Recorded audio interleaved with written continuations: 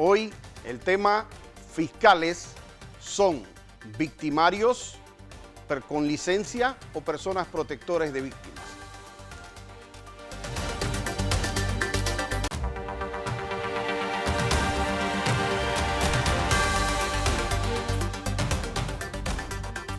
¿Sí?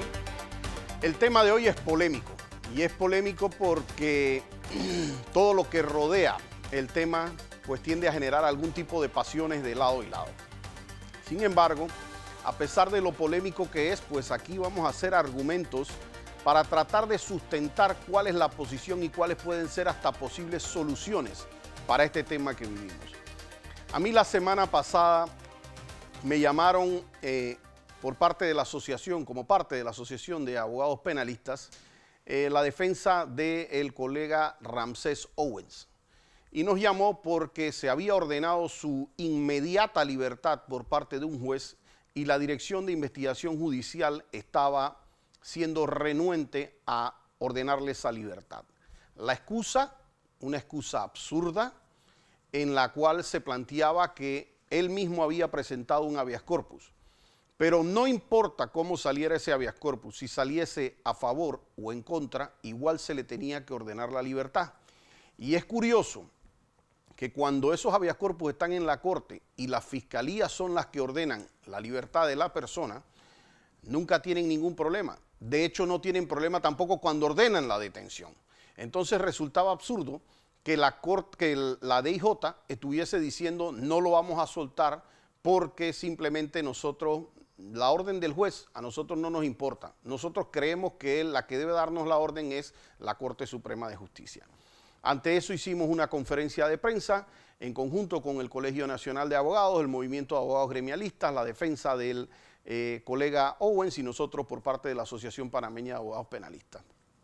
Y lo hicimos pensando que debíamos mandar el mensaje de que ese tipo de cosas no deben ocurrir no solamente con un abogado, sino no deben ocurrir con absolutamente nadie. Y nos sentíamos obviamente convocados porque lo que está ocurriendo con muchos abogados por haber hecho ejercicio de su profesión es realmente lamentable durante este particular quinquenio de esta procuradora Kenia Porcel. ¿Y por qué digo eso? Porque aquí hay muchos abogados que han tenido que ir a responder penalmente porque le dio la gana a un fiscal de decir que como él es parte de una sociedad o creó una sociedad y esa sociedad se usó en el fin del mundo para cualquier tipo de delito, entonces el abogado termina siendo responsable. Y eso es tan absurdo como decirle como ir a tratar de arrestar al dueño de la Toyota porque X persona vino con un Toyota y atropelló a una persona porque él creó el Toyota. O ir a agarrar y meter preso a quien generó o fabricó un cuchillo porque esa persona fue y apuñaló después con ese cuchillo a alguien más. Ese es el nivel de absurdo que nosotros estamos teniendo con colegas que han hecho lo mismo que hacían todas las firmas de Panamá, o casi todas, para no decir todas, que era hacer el negocio de sociedades anónimas y fundaciones de interés privado. Es decir, aquí antes las sociedades se vendían hasta por internet. Si bien es cierto que en el año 2015 hubo un cambio de la regulación que le exigía a los abogados tener mayor información de a quién se le estaba vendiendo esas sociedades anónimas, eso es el equivalente a que a las personas que venden el carro, el cuchillo, las armas, hoy día les pidieran más regulación para saber a quién le vendieron el carro, a quién le vendieron el cuchillo o a quién le vendieron en su momento dado el arma. Hacer esa regulación es viable, es algo correcto, pero agarrar y acusar a la persona de homicidio porque usaron un cuchillo que fabricó otra persona, pues eso terminaba siendo absurdo. Entonces nosotros decíamos, espera un momento, las sociedades desde el 2015 tienen una regulación y los abogados sí tienen que conocer quién es el destinatario, el beneficiario final, quiénes son los directivos, tienen que conocer un poco más de haber hecho la debida diligencia y saber de dónde esa persona recibe los fondos, tener eso debidamente documentado, pero no puede exigirle lo mismo a los abogados para lo que era antes del 2015 y mucho menos de sociedades de antes del 2000 o de principios del 2000. No importa dónde se usaron esas sociedades, porque lo que se busca hacer es de alguna manera un tema preventivo. ¿Qué pasa? La Corte Suprema de Justicia ordena la libertad de Ramsés Owens. Y como ordena la libertad de Ramsés Owens, eso no le gusta al Ministerio Público, porque el Ministerio Público ha entendido de alguna manera que su trabajo es causar detenciones preventivas en vez de ir a probar la culpabilidad de las personas en juicio. Aplicar una detención preventiva es casi aplicar una pena anticipada, porque como ya yo lo he dicho reiteradamente en este programa, sería ilógico que yo le dijera a usted, mire, vamos a agarrar a una persona que vamos a sancionar a pena de muerte, ¿verdad? Y vamos a matarla, a aplicarle primero la silla eléctrica y después le hacemos el juicio para ver si era culpable o inocente. Ese nivel de absurdo es lo mismo que hace la ley cuando le dice a la persona, vamos a aplicarle primero la prisión, lo metemos primero a la cárcel, lo dejamos pasar años detenido y después le hacemos el juicio para ver si esa persona es culpable o inocente. Entonces, la sociedad tiene que ir comprendiendo que estas cosas tienen que ir cambiando. Y de ahí el tema de hoy, porque quiero que me muestren ahí la gráfica 1 si me colaboran en controles, porque esto fue lo que hizo el Ministerio Público cuando sale Ramsés Owens. Y dice, la Corte Suprema de Justicia dispuso reemplazar la medida cautelar del al abogado Owens. De este tuit, que yo escogí uno, pero ellos sacaron cerca de 5 tweets en cuestión de 1 hora. En esta decían Owens, en el otro decía Ramsés Owens. Y yo me tomé el trabajo de ponerles a ellos un tuit adicional, que era que si ellos conocían el contenido del artículo 8 y también el del artículo 274, y de hecho le pido en controles que me pongan esa gráfica porque lo importante es que la gente entienda. Esto es el artículo 8 del Código Procesal Penal y el artículo 274. ¿Y qué dice? Toda persona debe ser tratada y considerada como inocente durante la investigación y el proceso hasta tanto se declare responsable del delito que se le imputa en sentencia en sentencia que haga tránsito a cosa juzgada, llámese sentencia en firme. Los jueces, fiscales, querellantes y miembros de la policía no pueden presentar a la persona investigada o imputada como culpable.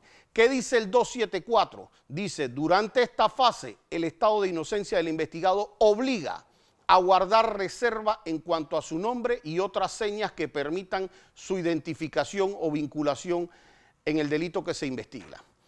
Yo les puse un tuit a ellos y yo les decía, señores, donde dice fiscales, eso es con ustedes, para ver si lo entendían, para ver si ellos entienden que la ley les dice esto, que hasta el más bruto que nosotros tengamos en la República de Panamá puede leerlo y puede entender que les dice, ustedes no pueden andar divulgando los nombres de una persona y no pueden andar comprometiendo la presunción de inocencia de las personas. En atención a eso es que yo hago el tema de hoy, en donde el Ministerio Público, y aquí yo quiero hacer un paréntesis, y ese paréntesis tiene que ser el siguiente. Yo conozco muchísimos fiscales que son excelentes personas, excelentes funcionarios. Lastimosamente hoy no están, si se quiere, en los puestos de mayor jerarquía del Ministerio Público, pero son buenos funcionarios, son gente responsable, son gente respetuosa que lleven sus investigaciones y en muchos casos respetan la labor de la defensa. Uno va a sus despachos, muestran los expedientes, muestran las evidencias y los elementos de convicción que se han recabado para poderlos entrar a debatir. Y hay funcionarios que no son fiscales del Ministerio Público que también son muy buenas personas, muy respetuosos. Pero en este quinquenio en particular se ha dado una fiebre de ciertos fiscales y de cierta jerarquía que se han olvidado que son abogados primero y se han dedicado a atacar a sus colegas y a la abogacía. Y se han dedicado a atacar a la abogacía porque ni siquiera permiten el ejercicio de la misma. Usted llega a pedir una carpeta o llega a pedir un expediente y le dicen, no, es que el fiscal la está usando. No, es que lo que pasa es que ellos lo tienen ahorita mismo foliando. No, es que lo que pasa es que ahorita mismo están yendo que van a practicar una diligencia. Y se inventan cuanta excusa hay para tratar de bloquear el ejercicio de la profesión. Cuando eso no es suficiente, entonces hacen algo que se llama decretar la reserva del sumario. Y entonces decretan la reserva y dicen, no, como esto tiene que ver con crimen organizado y causa compleja y se inventan cuanta cosa se les ocurre, entonces el expediente no se le muestra ni siquiera a la defensa. ¿Y cómo usted defiende a una persona si usted no conoce ni siquiera las evidencias en su contra? Pero a donde iba el punto de este programa en el día de hoy es que yo quiero que ustedes piensen lo siguiente. ¿Qué pasa si usted agarrara a una persona y usted la priva de libertad? Usted agarra a cualquier persona en la calle y la agarra y la mete en el baño de su casa por 2 semanas. No la deja salir para ningún lado, la agarra y la encierra así. ¿Qué le hacen a usted? A usted eso se llama privación ilegal de libertad y le van a hacer un caso penal. ¿Qué pasa si usted sale aquí en la televisión y sale diciendo porque fulanita se robó y usted calumnia a quien usted le da la gana por televisión? A usted le hacen un caso por calumnia e injuria.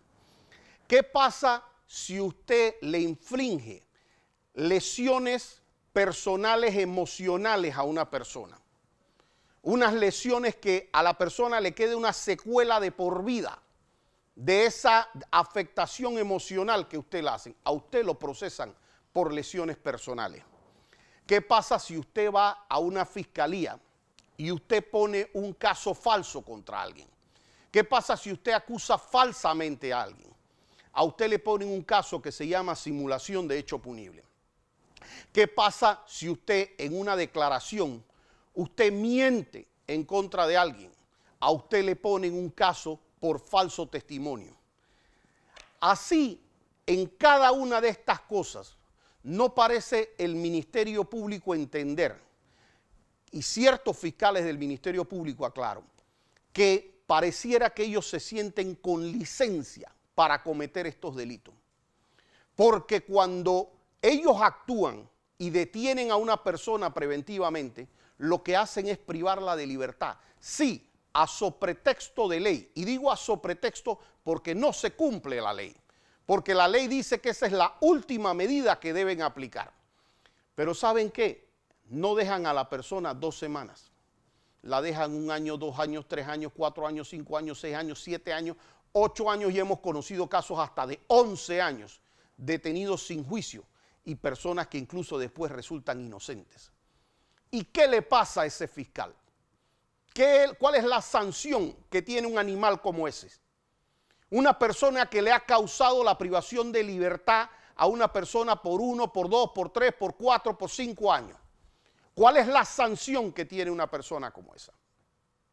¿Qué le pasa a un fiscal que agarró el honor de una persona? Lo agarró, lo llevó a fiscalía, lo detuvo y dijo esta persona se robó, cometió un peculado, hizo tal cosa, fue corrupto, lo sacó en todos los medios de comunicación, le hicieron videos de YouTube. ¿Qué pasa con ese fiscal? ¿Por qué una persona paga calumnia y otra no? ¿Por qué si yo voy y yo le hago un caso falso a una persona, yo puedo tener que pagar indemnización y un fiscal no? ¿Por qué yo tengo que ir, si yo miento en una declaración, por qué yo puedo ir detenido y el fiscal no? Entonces pareciera que la ley se ha ido tan extremo que le hemos dado a los fiscales licencia para victimizar a personas. Y esa licencia es tan grave que yo ahora en el siguiente bloque les voy a comentar, identificándoles algunos o varios de estos casos, qué es lo que han hecho estos fiscales con familias enteras, con el honor de personas, con la libertad de personas. Y ellos dicen que son ellos quienes tratan de proteger a las víctimas. Los veo en el segundo bloque.